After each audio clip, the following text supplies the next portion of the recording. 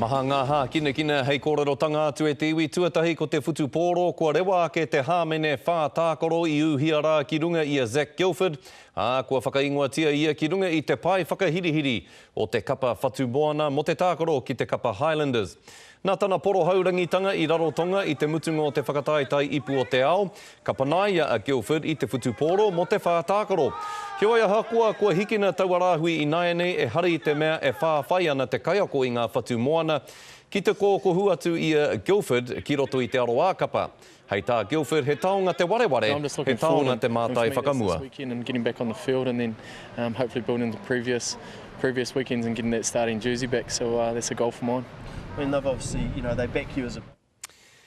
Nā, ki te riki, kia te huri ake i aia nei ki ngā kaupapa kina o tira ki te riki. Mo te tau tuarua ka tū te tākoro tuatahi a te kapa tamatoa ki te papatākoro o Maunga Whau i Tāmaki Makaurau. He ai ki ngā whakapae neke atu i te 35 mano tāngata ka tai ake ki te mātakitaki.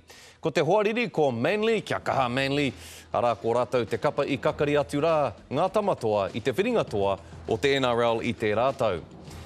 He mānuka hō hei kawe ake mā Frano Boraka, aha koa ona turi monga ngoi kore anō hoki, kei te ngākau titikaha tonu a Frano Boraka e whātakau mā waru ngātau, ka oti i aia te tau whāinga Ironman, ka tū ki taupō hei e nei arangi whakatā. Hei tēnei rā, a te rātau, ka tīmata te whakataetai poiuka o te ao ki roto o Kahukura i te raki o Tāmaki Makaurau.